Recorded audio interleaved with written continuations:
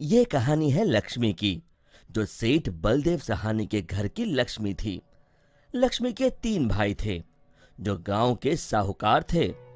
तीनों के तीनों हट्टे कट्टे और तंदुरुस्त थे, और लक्ष्मी अपने तीनों भाइयों की जान थी। जब लक्ष्मी 18 वर्ष की हुई, तो सेठ जी ने लक्ष्मी के विवाह के लिए घर में पंडित जी को बुलाया।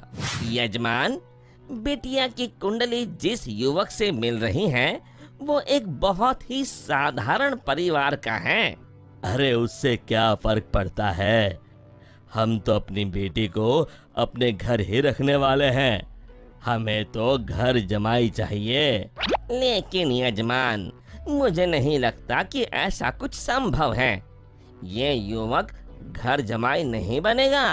तभी सेठ जी की बेटी सेठ जी के पास आई और उनके कानों में कुछ फुसफुसाई। उसकी बातें सुनकर सेठ जी के चेहरे पर मुस्कान आ गई।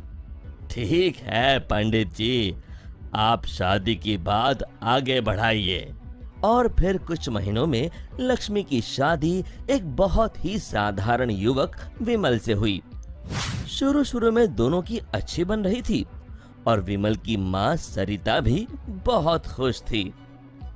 एक दिन सोते वक्त लक्ष्मी ने विमल से बात की। ना इस घर में ढंग का सोफा है, ना गद्देदार पलंग और ना ही टीवी। ए जी, आप मेरे साथ मेरे पापा के घर चलिए ना, वहाँ सब कुछ है। नहीं लक्ष्मी, अब यही तुम्हारा घर है। तुम्हें इसी घर में रहने की आदत डालनी होगी।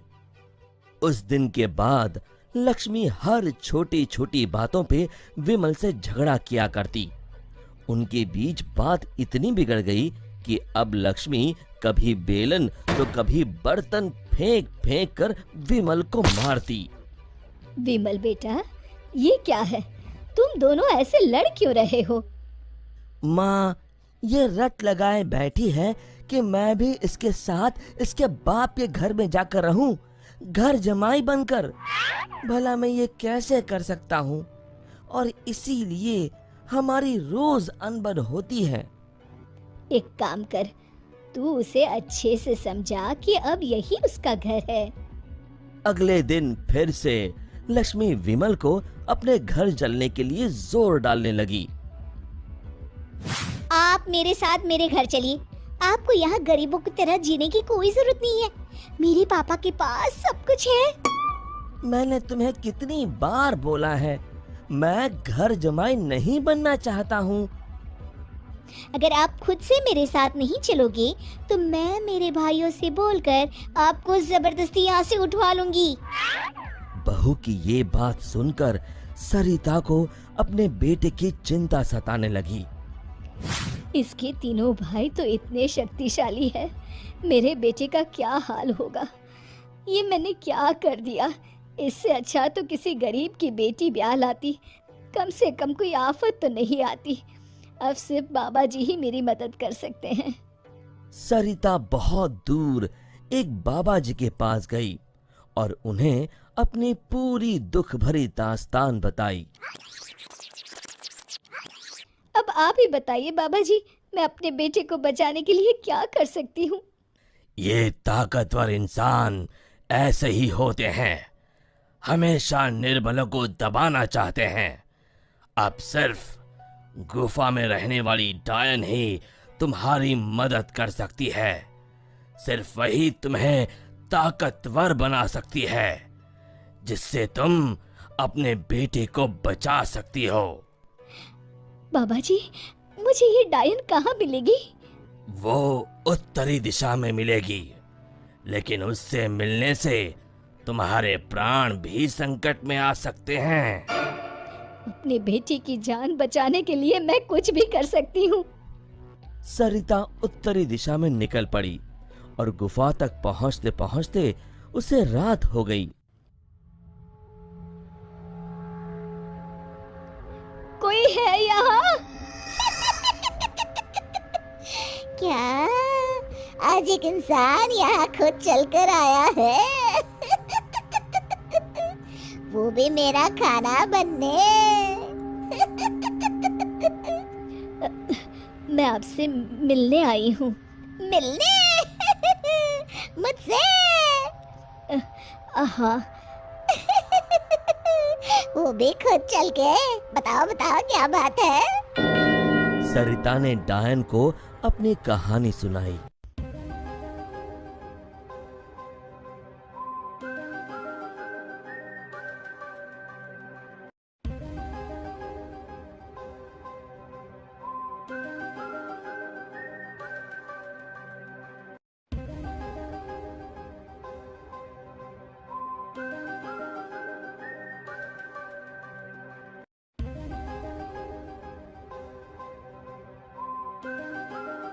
उपाय तो है, लेकिन बहुत कठिन है। मैं अपने बेटे को बचाने के लिए कुछ भी कर लूंगी। तुम्हें मेरा श्राप अपने ऊपर लेना होगा, जिससे मेरी सारी शक्तियाँ तुम में आ जाएंगी। तब मैं आजाद हो जाऊंगी और तुम डायन बनके यहीं गुफा में रहोगी, और ना ही सूरज की रोशनी में निकल सकोगी बाहर, क्योंकि डायन की शक्तियाँ सिर्फ रात को ही काम करती हैं। क्या तुम्हें ये मंजूर है? विमल को बचाने के लिए अगर मुझे डायन भी बनना पड़े तो मंजूर है।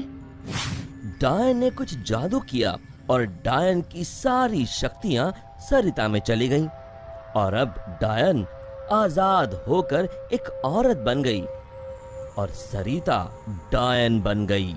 यहाँ पूरा दिन हो गया था। विमल ने गांव में जाकर माँ को ढूंढा, लेकिन माँ कहीं नहीं मिली। रात को वो घर पहुंचा, तभी लक्ष्मी उस पर बरस गई। ये सब सरिता अपनी शक्तियों से देख रही थी और उसी समय सरिता डायन के रूप में वहां पहुंची। सरिता को डायन के रूप में देखकर उसके पैरों से मानो जमीन खिसक गई। सरिता जोर जोर से हंसने लगी।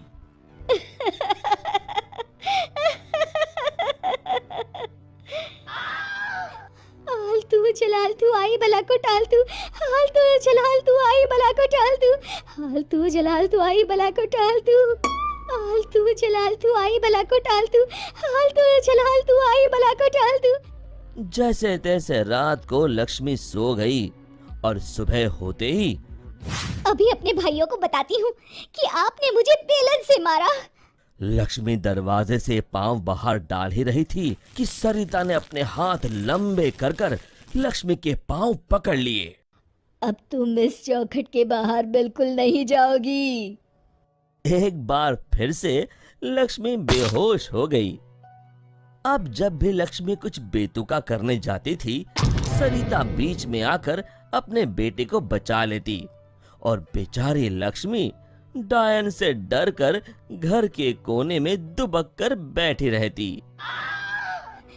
हाल तू जलाल तू आई भला को टाल तू, हाल तू जलाल तू आई भला को टाल तू, हाल तू जलाल तू आई भला को टाल तू। विमल दिन रात अपनी माँ को याद करके रोता। तू कहाँ है माँ? कहाँ चली गई मुझे छोड़ के?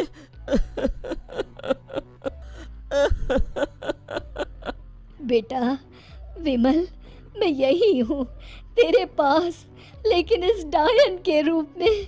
ये सब सुन विमल बहुत डर जाता है। डर मत बेटा, बस मुझसे तेरा दुख नहीं देखा जा रहा था, इसलिए मुझे ये सब करना पड़ा।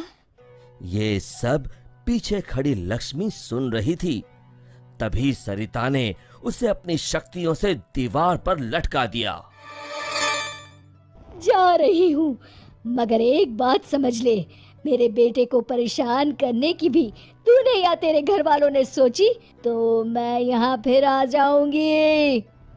जी जी जी माँ जी।